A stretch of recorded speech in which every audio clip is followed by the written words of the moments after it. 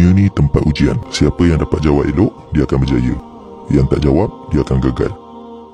Kita selalu dengar orang cakap macam ni. Tapi ada soalan yang sangat penting. Adakah kita tengah hadapi ujian yang sama? Bila kau perhati hidup orang sekeliling kau kan, mungkin kau akan jumpa orang yang hidup dia lagi baik daripada kau. Dari segi harta ke, kesihatan ke, anak-anak dia ke, hidup dia dengan pasangan dia ke, kerja dia ke. Jadi mungkin kau tertanya-tanya, kalau kita semua tengah hadapi ujian yang sama, kenapa ujian aku macam lagi susah je? Okey, cuba bayangkan seorang namanya Khalid, seorang namanya Ali. Khalid orangnya pemurah, suka tolong orang. Sekali bagi sedekah, keluarkan banyak duit. Ali pula jenis orang yang jaga duit dia lebih sikit. Boleh kita kata yang Ali ni jenis yang kedekut sikit lah. Tapi Ali pun bagi sedekah dengan nilai duit yang sama banyak dengan Khalid tadi. Saya fikir, adil tak kalau pahala Ali dengan pahala Khalid sama? Mesti tak kan? Khalid yang mana jenis dia memang senang nak sedekah, mesti akan dapat pahala. Semua sedekah mesti dapat pahala. Tapi tak sama dengan pahala Ali yang lawan diri dia dan lawan nafsu kedekut dia, supaya dia buat kerana Allah. Mestilah pahala dia lagi besar. Sebab apa? Sebab soalan harta dalam kertas ujian dia lagi susah daripada soalan harta dalam kertas ujian orang lain. Okey, cara yang sama boleh jadi pada soalan Khalid pula ada yang lagi susah daripada soalan kepada Ali. Betul, semua kita tengah dalam ujian. Tapi setiap orang akan dapat kertas soalan yang tak sama. Alah, dia macam contoh orang yang belajar dalam bidang beza-beza lah kan. Bidang perubatan dapat soalan perubatan, bidang undang-undang dapat soalan undang-undang, orang yang belajar bisnes ke, sastra ke dan lain-lain.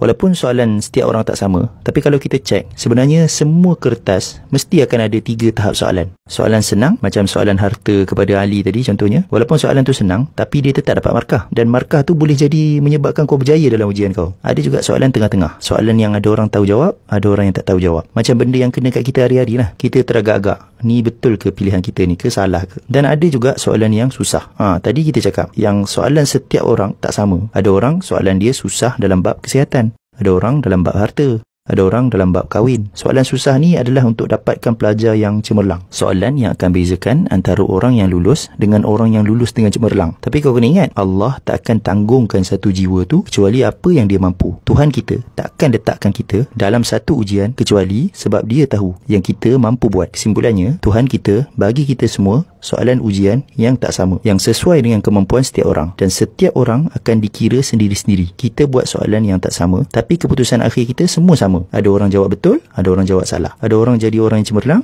ada orang lulus cukup makan. Jadi kalau kau nampak macam-macam jenis orang sekeliling kau, jangan kata Tuhan kita tak adil. Tuhan kita jauh daripada benda-benda macam tu. Ataupun kau nampak orang yang soalan dia senang, ujian dia senang. Tak, sebenarnya setiap soalan ujian setiap orang tak sama. Susah kau nak tengok detail seorang-seorang. Jadi fokuslah kat kertas ujian kau. Tuhan kau adil dan dia maha berpengalaman dan dia maha bijak dan maha kesian, dan dia bagi setiap orang soalan yang sesuai dengan kemampuan dia. Satu lagi kau kena ingat, selagi mana kau masih bernyawa, kau boleh padam mana-mana jawapan yang salah. Kau baiki dan tulis jawapan yang betul selagi masa ujian belum habis. Cuba hayati hadis ni. Rasulullah SAW kata, seorang hamba yang Allah dah tetapkan dia akan duduk di satu kedudukan, tapi amalan dia tak cukup nak capai kedudukan tu, Allah akan uji dia dalam hal badan dia ke, atau harta dia ke, atau anak dia ke. Kemudian dia akan bersabar sampailah dia capai kedudukan yang Allah dah tetapkan untuk dia. Maksudnya, Tuhan kita boleh jadi dah tetapkan kau duduk satu tempat yang tinggi dalam syurga, tapi amal soleh kau tu tak cukup nak capai kedudukan tinggi tu.